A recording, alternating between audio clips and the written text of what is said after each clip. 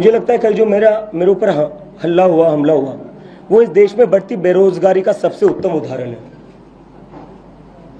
पिछले 40 साल में इस देश में इतनी बेरोजगारी होगी कि अब क्या हो रहा है, युवाओं को 1000-2000 रुपए देकर ऐसी चीजें करवाई जा रही है क्योंकि उनके पास कमाई का और कोई साधन नहीं रहा है। तो ये बढ़ती बेरोजगारी का कारण है। अगर किसी के पास अच्छी जॉब होती, जिस इंसान ने मेरे ऊपर हमला किया, अगर उसके पास अच्छी जॉब होती, क्या वो ऐसी हरकत करता? नहीं करता वो। अभिजीत, कितने लोग दिल्ली में आने वाले दिनों में आंदोलन में सहभागी होने वाले, क्या दिल्ली को पूरा जाम करने की कोशिश की जाती है? सर जाम क्यों करेंगे? Jantar Mantar is a designated protest site, वहां पर कोई जाम नहीं लगता है सर। आप आइए, आप देखिए, एक प्रोटेस्ट साइट है जो रोड से अलग है। जाम वाम में हम नहीं जाने वाले sir. We are law abiding citizen और हम बस हमारे जो डेमोक्रेटिक राइट्स है उसको एक्सरसाइज करने जा रहे हैं। प्रदर्शन कर रहे हैं लेकिन सरकार की ओर से कुछ पॉजिटिव रिस्पांस नहीं आ रहा, तो क्या लगता है जिस तरह से आप प्रदर्शन कर रहे हैं, अगर रिस्पांस नहीं आता तो भविष्य में आप राजनीतिक दल स्थापित करेंगे? राजनीतिक दल अगर मतलब मुझे एक इस्तीफा लेने के लिए, एक लोकतंत्र में जब स्टूडेंट्स की सुसाइड होती है उसकी जिम्मेदारी अकाउंटेबिलिटी फिक्स करने के लिए अगर मुझे राजनीतिक दल बनाना पड़े तो ये बहुत ही शर्मनाक बात है। हर कोई राजनीतिक दल तो नहीं बना सकता ना, चुनकर क्यों भेजते हैं हम? अगर हमें ही राजनीतिक दल बनाना है तो हम उनको क्यों चुनकर भेज रहे हैं? चुनकर इसलिए भेज रहे हैं ना वो अपना काम ठीक से करे, या जब कुछ गड़बड़ हो तो वो लोग चीज़ों की जिम्मेदारी ले और चीज़ें ठीक करे। इसका तो मतलब ये हो गया कल को किसी के घर में पानी नहीं आ रहा है, बिजली नहीं आ रहा है, तो उसको आप बोल दो कि राजनीतिक दल बना लो और अपनी बिजली पानी शुरू कर दो। लेकिन जब बीजेपी का जन्म हुआ है, अस्तित्व में आई है, तो हर युवा जो वर्ग है कांग्रेस जनता पार्टी से जुड़ना चाहता है और कहीं न कहीं मांग कर रहा है कि वो राजनीति में आए और देश का भविष्य सुधारे। ऐसी भी तो तमाम युवाओं की। बिल्कुल, मुझे लगता है इसका एक ही रीजन है कि जितने भी अभी के पॉलिटिकल पार्टीज है उन सभी ने आज का जो हमारा युवा है उनको डिसअपॉइंट किया है। हमने देखा है कि पिछले 10-12 साल में कैसे हिंदू मुस्लिम की राजनीति इस देश में हो रही है और कोई राजनीति नहीं हो रही। इलेक्शन आ रहे, हिंदू मुस्लिम पर बात हो रही है, उसमें युवाओं के लिए क्या है? हिंदू मुस्लिम से युवाओं को क्या भला हुआ है? क्या उनके एग्जाम्स अच्छे से कंडक्ट हो रहे हैं? क्या उनको जॉब्स मिल रही है? हिंदू मुस्लिम की राजनीति से नहीं मिल रही है ना। तो युवा को मिल क्या रहा है? आप क्या दे रहे हो उनको? आप ना उनके कंसर्न्स को समझ पा रहे हो, ना आप उनके होप्स एंड एस्पिरेशंस को एड्रेस कर पा रहे हो। और यही कारण है कि कांग्रेस जनता पार्टी को इतना ज्यादा समर्थन मिल रहा है, क्योंकि सारे एग्जिस्टिंग पॉलिटिकल पार्टीज पूरा डिसअपॉइंट कर चुके हैं इस देश के युवा को। नागपुरातलं हे आंदोलन वेगळं महत्व आहे, कारण की या ठिकाणी भारतरत्न डॉक्टर बाबासाहेब आंबेडकरांनी दीक्षाभूमी घेतली। ही दीक्षाभूमी आहे, ही राष्ट्रीय स्वयंसेवक संघाची भूमी आहे, संघ मुख्यालय या ठिकाणी आहे। त्यामुळे या आंदोलनाकडे वेगळ्या नजरेनं बघितलं जात आहे। तुम्हाला काय वाटतं? आमच्यासाठी एक शांतपूर्ण आंदोलन असणार आहे, स्टुडंटच्या इश्यूजवर असणार आहे। बाकी आम्ही बाकी गोष्टींवर करू।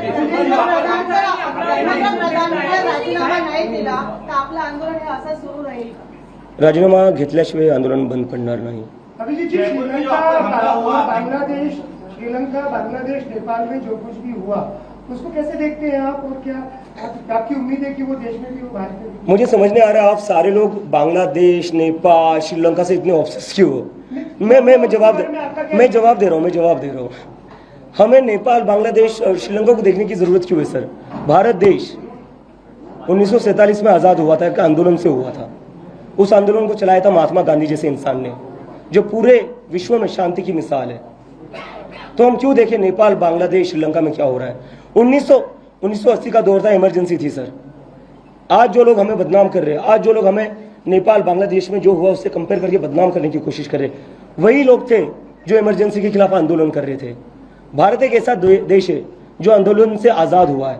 भारत एक ऐसा देश है जो आंदोलन की वजह से आज भी एक लोकतंत्र है। तो ये देश लोकतंत्र से बना है, ये देश आंदोलन से बना है, आंदोलन से टिका हुआ है, और आंदोलन is a very good thing for a healthy democracy.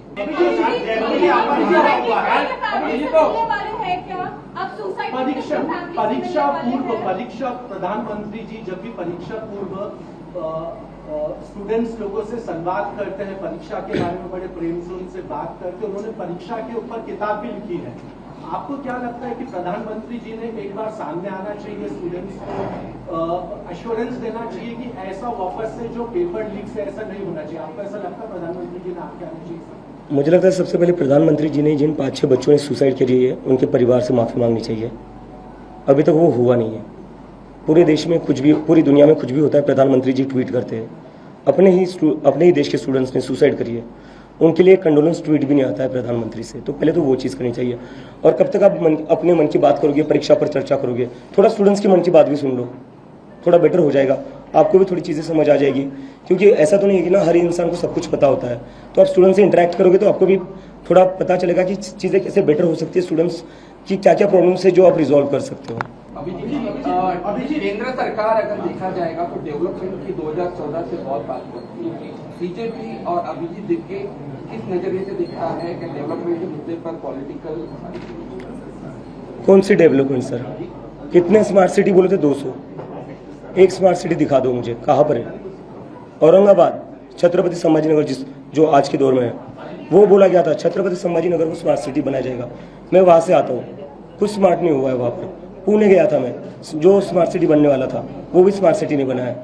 तो जो सबसे पहले तो मैं जो सबसे बड़ा उनका था स्मार्ट सिटी, एक स्मार्ट सिटी बता दीजिए मुझे जो सच में स्मार्ट बन चुकी है।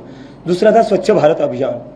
अभी मैं पिछले एक हफ्ते में पूरे देश भर में घुमा हूँ, 5-6 अलग अलग राज्यों में गया हूँ, एक राज्य मुझे नहीं दिखा जो स्वच्छ हो। तो कौन सा डेवलपमेंट हो रहा है? बुलेट ट्रेन 12 साल हो गए, और कितने साल चाहिए आपको बुलेट ट्रेन लाने के लिए? प्रधानमंत्री का इस्तीफा आप मांग रहे हैं? पहले शिक्षा मंत्री का तो हो जाए, प्रधानमंत्री तो बहुत बड़ी चीज है। I won't comment on that. Abhijit, 20 तारीख आंदोलन झालं, दिल्लीमध्ये आंदोलन झालं, त्यात अनेक अशा संघटना होत्या की ज्या तुमच्या विचाराशी सुसंगत नव्हत्या, म्हणजे शिक्षणामध्ये तुम्हाला असं वाटतं का तुमचं आंदोलन हायजॅक होऊ शकतं का भविष्यात? हायजॅकचा प्रश्न नाही सर, प्रश्न आहे 1 करोडपेक्षा जास्त स्टुडंट्सचा। स्टुडंट्स सोबत जे उभा असतील, ज्यांना स्टुडंट्सची चिंता आहे, या देशाच्या युवकांची चिंता आहे, त्यांनी यावं आमच्या आंदोलनात। हे आंदोलन काय माझे एकट्याचं नाही आहे, हे आंदोलन काय ठराविक लोकांचं नाही आहे, हे आंदोलन या देशाच्या युवकांचं आहे, स्टुडंट्सचं आहे। ज्यांना यायचं आहे त्यांनी यावं आणि सपोर्ट करावा। जसं एक्झाम्पल द्या सर, एक्झाम्पल द्या ना मग तुम्ही। संशय काय? वॉट?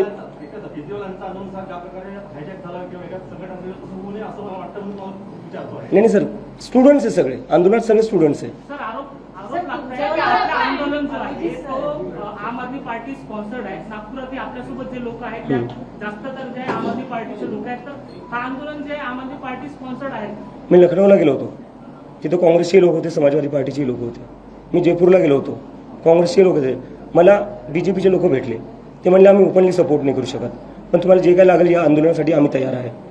तर मला काय वाटतं ना, आपण ना याच्या मागे आम आदमी पार्टी आहे, काँग्रेस आहे, हे आहे ते आहे, या मी उत्तर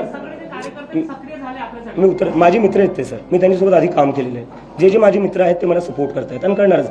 उद्या जर तुम्ही काम केलं, तुम्ही दुसरीकडे कुठे गेला, आज कोणत्या न्यूज आउटलेटमध्ये काम करताय सर तुम्ही? नागपूर समाचार। उद्या जर सपोज तुम्ही लोकमत टाइम्समध्ये गेले, तुम्हाला नागपूर समाचारसाठी काही मदत लागली किंवा तुम्हाला काही मदत, नागपूर समाचारचे जे तुमचे कलिग्स आहेत ते तुम्हाला मदत नाही करणार? देखो, बात मेरी नहीं है, बात स्टूडेंट्स की है। मुझे इंटरनेशनल बोला गया, ठीक है। 17 साल का वेदांत है जिसने सीबीएसई का स्कैम एक्सपोज किया, उसको एंटी नेशनल बोला गया।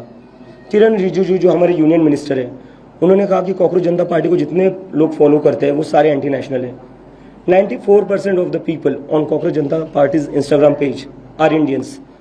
तो मैं एंटी नेशनल हो गया, 17 साल का सीबीएसई का स्टूडेंट वेदांत एंटी नेशनल हो गया, जो मीडिया सरकार से सवाल पूछती है वो एंटी नेशनल हो गई, इस देश का अपोजिशन एंटी नेशनल हो गया।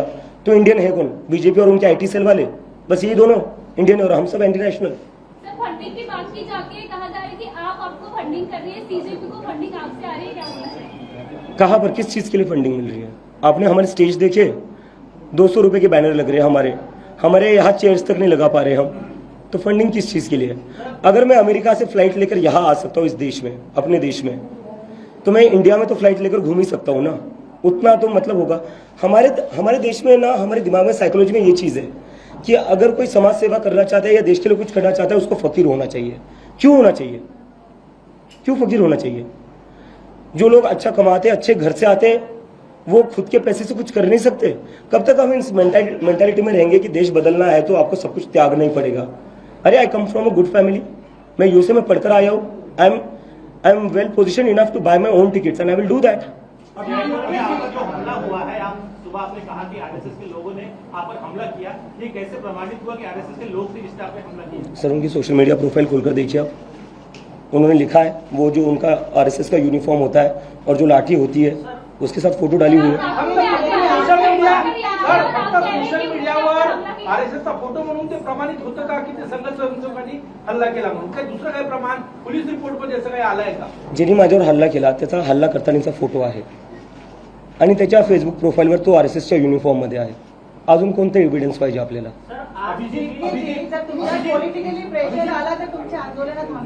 अजिबात नाही।